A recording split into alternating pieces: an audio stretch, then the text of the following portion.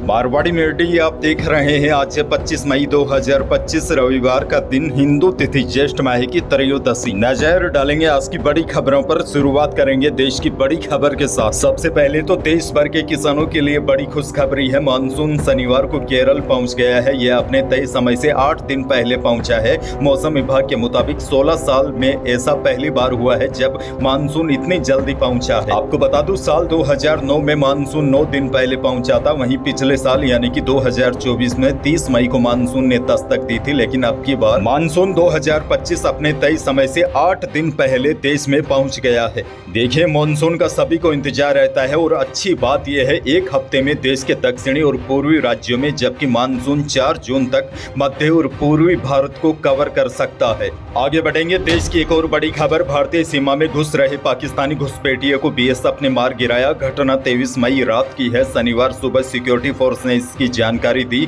BSF ने बताया, गुजरात के बनासकांठा जिले में जवानों ने एक संदिग्ध व्यक्ति को इंटरनेशनल बॉर्डर पार करते हुए देखा। उसे रोकने के लिए कहा गया। जब वह नहीं रुका तो गोली चलानी पड़ी। उधर गुजरात एटीएस ने कच्छ में एक पाकिस्तानी जासूस को भी गिरफ्तार किया है। गिरफ्तार किए गए व्यक्ति ने कच्छ सीमा के संवेदनशील इलाकों की तस्वीरें पाकिस्तान भेजी थी। एक और बड़ी खबर, देश में कोरोना के मरीज लगातार बढ़ रहे हैं। उत्तराखंड और हरियाणा में भी 3 और यूपी में 1 मामला सामने आया है। बीते 3 दिनों में महाराष्ट्र के ठाणे में 10 मामले सामने आए हैं। वहीं देश की कई राज्य सरकारों ने अब कोविड-19 को लेकर नई एडवाइजरी जारी की है। सरकार ने कहा है, ऑक्सीजन, दवाइयां और वैक्सीन की पूरी व्यवस्था रखे। बहरहाल आगे बढ़ेंगे, राजस्थान से बड़ी खबर। राजस्थान में भी एक बार फिर कोरोना वायरस ने दस्तक दे दी है। पूरे देश के साथ साथ राजस्थान में भी कोविड-19 के मामले धीरे धीरे बढ़ रहे हैं। मई महीने में अब तक 10 नए केस सामने आए हैं, जबकि बीते 24 घंटों में 6 नए मामले दर्ज किए गए हैं। इन सभी संक्रमितों में पूर्व में चर्चा में रहे ओमिक्रॉन के सब वेरिएंट की पुष्टि हुई है, जिसके बाद चिकित्सा विभाग अलर्ट मोड पर आ गया है। दरअसल मई के महीने में अचानक कोविड के मामले बढ़ रहे हैं। इसको देखते हुए चिकित्सा विभाग ने नई स्थिति के मद्देनजर सतर्कता भी बढ़ा दी है। स्वास्थ्य मंत्री गजेंद्र सिंह खीमसर ने कहा है कि राजस्थान सरकार किसी भी स्थिति से निपटने के लिए पूरी तरीके से तैयार है। अभी तक किसी भी वेरिएंट को घातक नहीं माना गया है। फिर भी सभी अस्पतालों को निर्देश दिए गए हैं कि संदिग्ध मरीजों की तुरंत जांच करवाई जाए। सभी मरीजों को निगरानी में रखा गया है और हर संभव चिकित्सा सुविधा प्रदान की जा रही है। आगे बढ़ेंगे, एक और बड़ी खबर। पाकिस्तान से कॉन्टेक्ट करने के शक में राजस्थान के डीग जिले के युवक को गिरफ्तार किया गया है। इंटेलिजेंस ब्यूरो और सीआईडी की टीम युवक को पूछताछ के लिए जयपुर ले गई है। बड़ी खबर यह भी है, सुरक्षा एजेंसियों को युवक के मोबाइल से अहम जानकारी मिली है। वह मोबाइल से पाकिस्तान में लगातार किसी के संपर्क में था और बातें भी करता था। एक बार वीजा लेकर पाकिस्तान भी गया था। जानकारी के अनुसार आईबी और सीआईडी ने डीग के पहाड़ी थाना इलाके के गांव गंगोरा के रहने वाले कासिम पुत्र महमूदा नक्श को शक के आधार पर पकड़ा है। फिलहाल उससे पूछताछ की जा रही है। राजस्थान से एक और बड़ी खबर, मुख्यमंत्री भजनलाल शर्मा अभी दिल्ली में है। सीएम भजनलाल शर्मा ने नई दिल्ली में हुई नीति आयोग की गवर्निंग काउंसिल की 10वीं बैठक में राजस्थान से जुड़े लंबित मुद्दों और प्रमुख मांगों को रखा। सीएम ने केंद्र से राजस्थान को साउथ ईस्टर्न कोल फील्ड में दिए जा रहे 20 लाख टन कोयले को नॉर्दर्न कोल फील्ड से देने और पोंग बांध से राज्य के हक का पूरा पानी देने का मुद्दा उठाया। अच्छा, बड़ी खबर ये भी देखिए, हाईकोर्ट ने मृतक बेटे की संपत्ति और क्लेम के पैसों में पत्नी बेटे के साथ मां को भी बराबर का हकदार माना है। हाईकोर्ट ने मां को भी हिस्सा देने के आदेश दिए हैं। जस्टिस गणेशाराम मीणा की एकल पीठ ने यह आदेश हेमलता शर्मा की याचिका पर दिए हैं। हाईकोर्ट ने मृतक बेटे की बीमा राशि 1.7 करोड़ में से मां को 35.92 लाख देने के आदेश दिए हैं। अदालत ने कहा है कि मृतक के बेटे और पत्नी के सम्मान मां भी 1/3 हिस्सा प्राप्त करने की अधिकारी है। यानी कि मृतक बेटे की संपत्ति और क्लेम के पैसों में पत्नी और बेटों के साथ हाईकोर्ट ने मां को भी बराबर का हकदार माना है। एक और बहुत बड़ी खबर, कई दिनों से चल रही उठापटक के बाद राजस्थान की राजनीति और युवा आंदोलन में आज एक और नया मोड़ आने जा रहा है। दरअसल रविवार 25 मई को जयपुर के मानसरोवर में युवा आक्रोश महारैली का आयोजन किया जाएगा। इसका राष्ट्रीय लोकतांत्रिक पार्टी और इसके संयोजक नागौर सांसद हनुमान बेनीवाल नेतृत्व कर रहे हैं। यह रैली राज्य की सबसे चर्चित एसआई भर्ती प्रक्रिया को रद्द करवाने, आरपीएससी के पुनर्गठन और युवाओं से जुड़े उनके मुद्दों को लेकर आयोजित की जा रही है। हनुमान बेनीवाल बीते कई दिनों से जयपुर स्थित शहीद स्मारक पर धरने पर बैठे थे। अब उन्होंने इस संघर्ष को व्यापक रूप देने का ऐलान करते हुए आज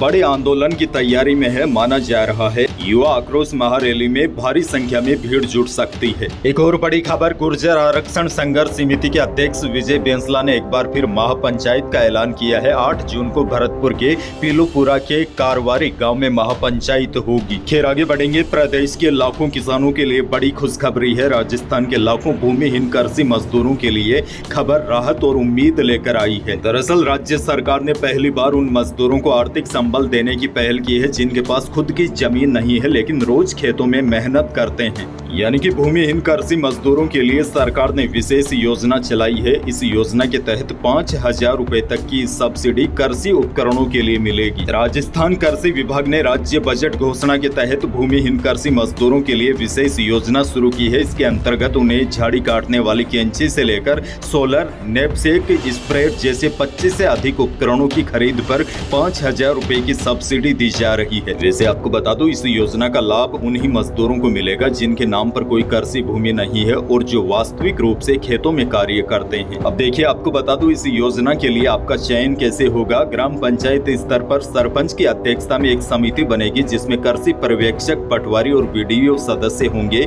यही समिति पात्र लाभार्थियों का चयन करेगी और जिलेवार लक्ष्य निर्धारित किए जाएंगे।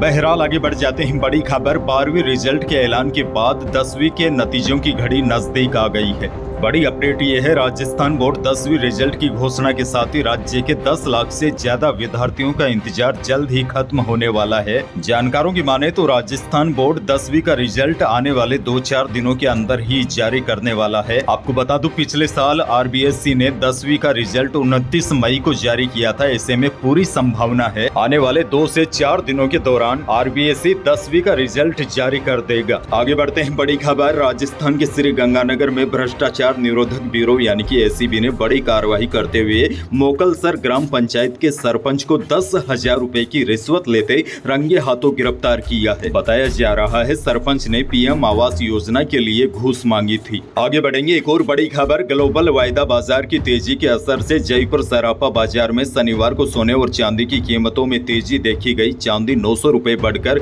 1,15,000 रुपए प्रति किलो रही। वहीं शुद्ध सोना यानी कि 24 कैरेट सोना भी 300 रुपए तेज होकर 98,800 रुपए प्रति 10 ग्राम रहा और 22 कैरेट यानी जेवराती सोना 300 रुपए उछलकर 92,500 रुपए प्रति 10 ग्राम रहा। वहीं मंडियों के भाव की बात करूं तो बीकानेर की मंडी में इसबगोल का भाव अधिकतम 12,500 रुपए रहा। जीरा बिका 19,800 रुपए और गेहूं का भाव 3,000 रुपए। पीली सरसों बीकानेर में अधिकतम 8,300 रुपए प्रति क्विंटल रही और बीकानेर की मंडी में गवार का भाव अधिकतम 5,031 रुपए और मोट का भाव अधिकतम 5200 रुपए रहा। मौसम को लेकर भी बड़ी अपडेट आ चुकी है। सबसे पहले तो आपको खुशखबरी दे दूं, राजस्थान में भी इस बार करीब 5 दिन पहले मानसून की एंट्री हो सकती है। मौसम विभाग के मुताबिक राजस्थान में मानसून की एंट्री का सामान्य समय 25 जून माना जाता है, लेकिन इस बार 20 जून के आसपास मानसून आ सकता है। यह तो बात मानसून 2025 की हो गई। मौजूदा स्थिति की बात करें तो शनिवार शाम को जोधपुर में मौसम अचानक बदला, आंधी के साथ बारिश हुई। वहीं जैसलमेर, श्री गंगानगर, चूरू के भी कई इलाकों में देर शाम मौसम बदला, आंधी के साथ कुछ स्थानों पर हल्की बूंदाबांदी हुई जिससे लोगों को गर्मी से बड़ी राहत मिली। गंगानगर, हनुमानगढ़ जिले में भी शाम को आंधी बारिश का दौर देखा गया जिससे नुकसान की भी खबर है। कई बिजली के पोल टूट गए और आज 25 मई से लेकर देश में 2 जून तक 9 तप्पे की भी शुरुआत हो रही है। इस दौरान कई राज्यों में तापमान 48 डिग्री सेल्सियस तक जाने की भी संभावना है। अब देखिए, आज भी मौसम विभाग ने प्रदेश के लिए 2 बड़े अलर्ट जारी किए हैं। बीकानेर, चूरू, गंगानगर, यहाँ पर भीषण गर्मी का दौर देखने को मिलेगा, लेकिन दोपहर के बाद आज प्रदेश के अधिकांश भागों में मौसम करवट लेगा और प्रदेश के कई इलाकों में आज भी आंधी बारिश की संभावना है। मौसम विभाग ने आज पश्चिमी राजस्थान के 2-3 जिलों को छोड़कर प्रदेश के अधिकांश भागों में आंधी और कहीं कहीं पर हल्की बारिश की संभावना जताई है। एक और बड़ी और काम की खबर, वित्त वर्ष 2024 और 25 के लिए PF अकाउंट में जमा राशि पर 8.25% ब्याज मिलेगा। वित्त मंत्रालय ने एम्प्लॉइज प्रोविडेंट फंड ऑर्गेनाइजेशन यानी कि EPFO को इसके लिए मंजूरी दे दी है। अब देश के 7 करोड़ से ज्यादा कर्मचारियों के PF अकाउंट में ब्याज की रकम रकम ट्रांसफर की जाएगी। इससे पहले ईपीएफओ के सेंट्रल बोर्ड ऑफ ट्रस्टी ने 28 फरवरी को मीटिंग में 8.25% ब्याज दर बरकरार रखने का फैसला किया था। तो यही थी प्रदेश और देश की आज की बड़ी और महत्वपूर्ण खबरें। वीडियो को लाइक करना बिल्कुल न भूलिए और चैनल पर नए हैं तो सब्सक्राइब जरूर कीजिए ताकि आप अपडेट रहे बड़ी और काम की खबरों से। धन्यवाद।